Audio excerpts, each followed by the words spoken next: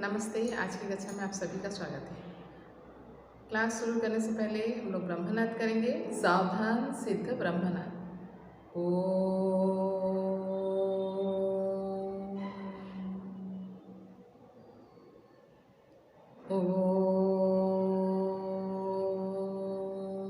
शांति शांति शांति। स्वस्थ। इससे पहले जो हम लोग पाठ पढ़े थे, पाठ का नाम था ईर्ष्या तू गई न मेरे मन से।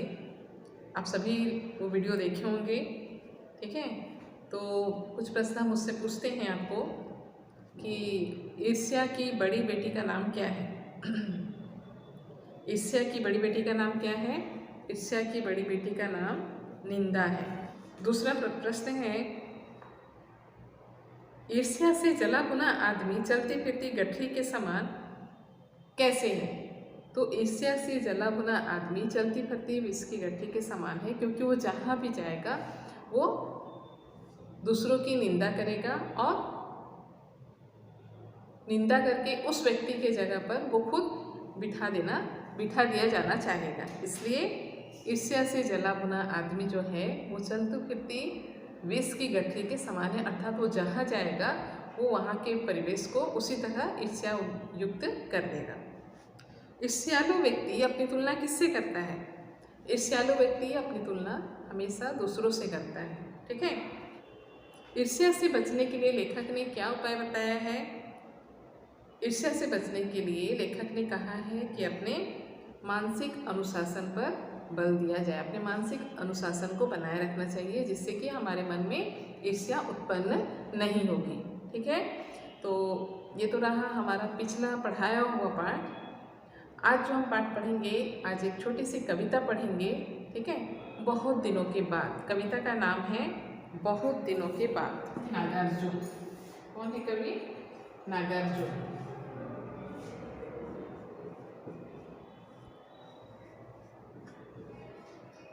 नागार्जुन। तो हम लोग कविता पढ़ने से पहले कवि नागार्जुन के बारे में जानेंगे, ठीक है। आधुनिक हिंदी साहित्य में पेज नंबर 54। आधुनिक हिंदी साहित्य में नागार्जुन प्रगतिशील रचनाकार हैं। उनका मूल नाम वैद्यनाथ मिश्र है। ये प्रगतिवादी विचारधारा के प्रमुख लेखक और कवि हैं। खरापन और अकृत्रिम स्वभाव उनके काव्य की विशेषता है। दलित वर्ग के प्रति उन्होंने संवेदना जताने के साथ साथ शोषित समाज की दुर्वस्था को दिखाया है। उनका जन्म जून 1911 में दरभंगा, बिहार में हुआ। उनके पिता का नाम श्री गोकुल मिश्र था और वे तैरानी गांव में रहते थे। नागार्जुन संस्कृत भाषा जानते थे, साथ ही पाली, मैथिली और हिंदी के भी विद्वान थे। वे घुमक्कड़ स्वभाव के थे। किसानों के संघर्ष का उन्होंने नेतृत्व किया। फलस्वरूप जेल में 10 महीने की सजा काटी। 1948 ईस्वी में गांधीवाद पर लिखी गई कविता जब्त कर ली गई और फिर से जेल भेज दिए गए। उनकी काव्य सृष्टि का आधार है जनपदीय संस्कृति और लोक जीवन। उनका प्रारंभिक काव्य संकलन युगधारा है। लोक चेतना और यथार्थ अनुभव से वे अनुप्राणित थे। उनकी कविता में हास्य, व्यंग्य मौजूद हैं। उनकी काव्य कृति सतरंगे पंखों वाली प्रगतिशील कविता का एक बेहतरीन नमूना है। अपनी भाषा में उन्होंने संस्कृत के तत्सम शब्दों का प्रयोग किया है।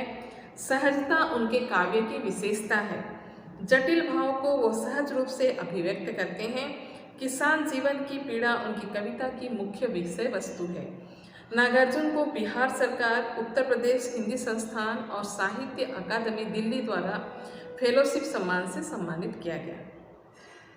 नागार्जुन के प्रसिद्ध कविता संग्रह हैं युगधारा, सतरंगे पंखों वाली, प्यासी पथराई आँखें, तालाब की मछलियाँ, हजार बाहों वाली आदि। अब आते हैं कविता पर। तो कविता का सारांश हम अच्छे से जान लेते हैं कि कवि जो हैं वो बहुत दिनों के बाद अपने गांव गए हैं, ठीक है। तो अपने गांव में जब जाते हैं तो एक आदमी जब बहुत दिनों तक शहर में बस जाता है तो शहर का परिवेश जो कि हर जगह भरा भरा दूषित परिवेश है ना, चारों कहीं धुआं, कहीं गंदगी, इस तरह का परिवेश है शहर में, है ना। लेकिन जब वो गांव जाते हैं तो उनके गांव का परिवेश उनको देखकर वो बहुत प्रसन्न हो जाते हैं, उल्लासित हो जाते हैं और उस पर वो कविता लिखे हैं। तो कविता का सारांश थोड़ा सा देख लो। प्रस्तुत कविता युगधारा नामक काव्य संग्रह से ली गई है। एक लंबे अरसे के बाद कवि अपने चित परिचित गांव के इलाके में जाता है। वह कहीं दूर रहता है। अपनी मिट्टी में पहुंचकर उसे अनोखी खुशी महसूस होती है या मिलती है। वह परितोष का अनुभव कर उल्लासित हो उठता है। परितोष अर्थात इच्छा पूर्ति से आनंद, जो होने वाली आनंद, प्रसन्नता, इच्छा पूर्ति से होने वाली प्रसन्नता को परितोष कहा गया है। ठीक है।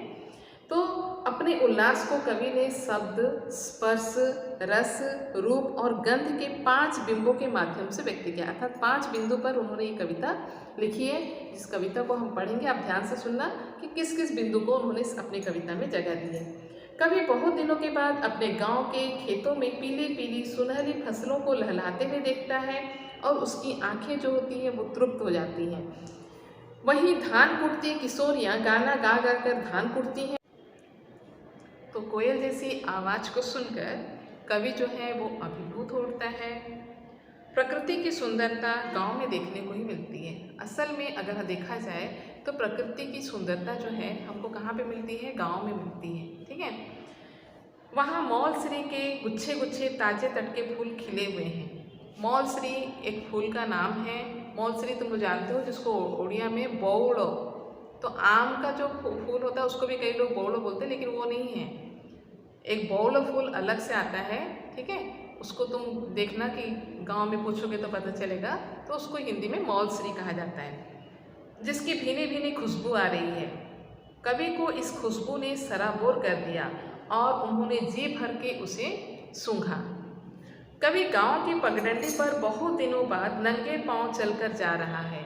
अर्थात पगडंडी अर्थात पैरों से बना हुआ रास्ता। तुम लोग देखते होंगे खेतों में, अगर हम जो जाते हैं खेतों में या फिर गांव के जो गलियां होती है वहाँ से जो बार बार जाने आने से पैर के द्वारा, हमारे पैरों के द्वारा कुछ रास्ते बन जाते हैं। जैसे चारों ओर घास रहता है, लेकिन बार बार हम उस घास के ऊपर से होकर जब जाते हैं तो उस हमारे पैर चलने से वो जो घास जो होते हैं वो सूख जाते हैं, मुरझा जाते हैं और मर जाते हैं, और उसके बाद वहाँ पर एक रास्ता सा बन जाता है। तुम लोग देखे होंगे, उसको बोला गया है पगडंडी। ठीक है। तो पैरों से बना हुआ रास्ता।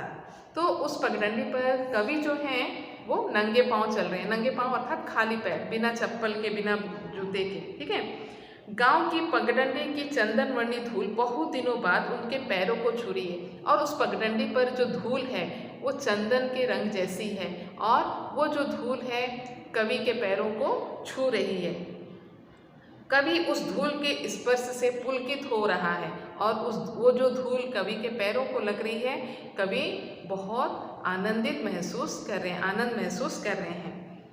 अंत में बहुत दिनों के बाद कवि ने जी भर ताल मखाना खाया। ताल मखाना जिसको कि पुष्कर बोला जाता है, ये कमल के फूल के बीच वाला हिस्सा होता है, उसको खाया जाता है, जिसको कि ताल मखाना बोला गया है। और गन्ने चूसे, गन्ने अर्थात ईख को भी जी भर के उन्होंने चूसा है। गांव की इन चीज़ों का लुत्फ उठाया है। पूरी कविता जीवन जगत के सौंदर्य में कवि की गहरी दिलचस्पी को व्यक्त करती है, कि मतलब कवि को जो है वो गांव की ज़िंदगी बहुत प्यारी लगती है।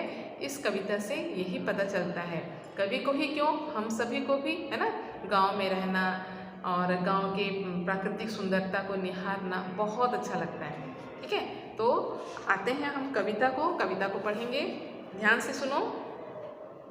बहुत दिनों के बाद अब की मैंने जी भर देखी पकी सुनहली फसलों की मुस्कान। अर्थात कवि बहुत दिनों बाद गांव जा रहे हैं और गांव में गए हैं, और वहाँ पर पकी सुनहरी फसल जो है उसको लहलहाते हुए देख रहे हैं, और उस लहलहाते हुए देखने को वो क्या कह रहे हैं, उनकी मुस्कान कह रहे हैं। बहुत दिनों के बाद अब की मैं जी भर सुन पाया धान कुटती किशोरियों की कोकिल कंठी तान। बहुत दिनों के बाद फिर वो धीरे धीरे गांव में प्रवेश कर रहे हैं, और वहाँ पर जो किशोरियाँ हैं वो क्या कर रही हैं, लड़कियाँ जो हैं वो धान कूट रही है और धान कूटते हुए वो जो गाना गा रही हैं, जो गीत गा रही हैं, तो उनकी आवाज़ जो है कोयल के समान कवि को लग रही है। कोयल के समान मीठी उनकी आवाज़ लग रही है। अब की मैंने जी भर सूंघे मौलसिरी के ढेर ढेर से ताजे तट के फूल बहुत दिनों के बाद। और फिर जब वो गांव में प्रवेश किए तो वहाँ पर जो मौलसिरी का वृक्ष था, पेड़ था, उसके बहुत सारे एकदम ताजे ताजे फूल जो थे उनको कवि ने जी भर के सूंघा, क्योंकि उसकी खुशबू बहुत अच्छी होती है, तो कवि ने उनको जी भर के सूंघा। अब की मैं जी भर छू पाया अपनी गवई पगडंडी की चंदन वर्णी धूल बहुत दिनों के बाद। और जब वो जा रहे हैं, उनके गांव का जो रास्ता है, जो पगडंडी है, उन पैरों से चलते चलते जो रास्ता बन गया है, उस रास्ते पर जो धूल है उसका जो रंग है, उसको कवि ने क्या कहा है? चंदन के रंग जैसा। चंदन के रंग जैसा जो धूल है कवि के पैरों को छू रहा है, तो वो उसमें बहुत आनंद महसूस कर रहे हैं। अब की मैंने जी भर ताल मखाना खाया गन्ने चूसे जी भर बहुत दिनों के बाद। और जब वो गांव में पहुँचे तो वहाँ पर क्या खाया? ताल मखाना, जिसको कि पुष्कर कहा जाता है। कमल के फूल का बीच का हिस्सा होता है और उसको खाया जाता है, तो कवि ने उसको जी भर के खाया। और गन्ने भी चूसे, अर्थात ईख भी चूसे बहुत दिनों के बाद, अर्थात बहुत दिनों बाद कवि जो है वो अपने गांव में पहुँचे हैं। अब की मैंने जी भर भोगे, फिर वो कह रहे हैं अंत में कि इस बार मैंने जी भर के भोग किया। किस किस का? गंध रूप रस स्पर्श सब साथ साथ। गंध रूप स्पर्श और रस सब साथ साथ में किया इस भू पर, अर्थात इस गांव की भूमि पर। ठीक है, बहुत दिनों के बाद। तो कविता यहीं पे ख़त्म होती है।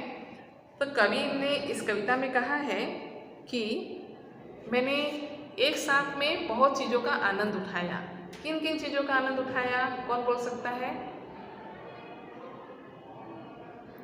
किन किन चीज़ों का आनंद उठाया एक साथ इस भू पर? लास्ट में कवि ने कहा है रंग, रूप, रस और स्पर्श। ठीक है, गंध, रूप, रस और स्पर्श, इसका उन्होंने इस भू पर अर्थात गांव की भूमि पर एक साथ में अनुभव किया, भोग किया। ठीक है, तो अब लास्ट में कुछ प्रश्न पूछ लेते हैं। प्रश्न पूछने से पहले इसमें जो कठिन शब्द हैं, इसमें से जो कठिन शब्द हैं, इसमें कोई खास कठिन शब्द नहीं है, उनकी भाषा बहुत सरल है। जो है उसको हमने लिख दिया है। ठीक हो? पगडंडी, पैरों से बनने वाला रास्ता। गन्ना अर्थात ईख, जो कि बहुत खाते हो, यहाँ तो नहीं खाते हो, शहरों में तो गन्ना रस मिलता है ना, उसको पी जाते हो। ताल मखाना पुष्कर भी बोला जाता है, कमल का बीच वाला हिस्सा। ताजा कटके अर्थात एकदम ताजा। चंदन वर्णी, चंदन के रंग। ठीक है, तो जो कठिन शब्द थे वो मुझे तो नहीं लगता कि आप लोगों को कठिन लगेंगे, लेकिन हमने आपको लिख दिया है। ठीक है, अब कुछ प्रश्न पूछ लेते हैं। नागार्जुन का वास्तव नाम क्या है? नागार्जुन का वास्तव नाम क्या है? क्या है नागार्जुन का वास्तव नाम? वैद्यनाथ मिश्र। नागार्जुन का वास्तव नाम क्या है? वैद्यनाथ मिश्र। बहुत दिनों के बाद कविता किस कवि द्वारा लिखी गई है? बहुत दिनों के बाद कविता कवि नागार्जुन के द्वारा लिखी गई है। नागार्जुन किस धारा के कवि हैं?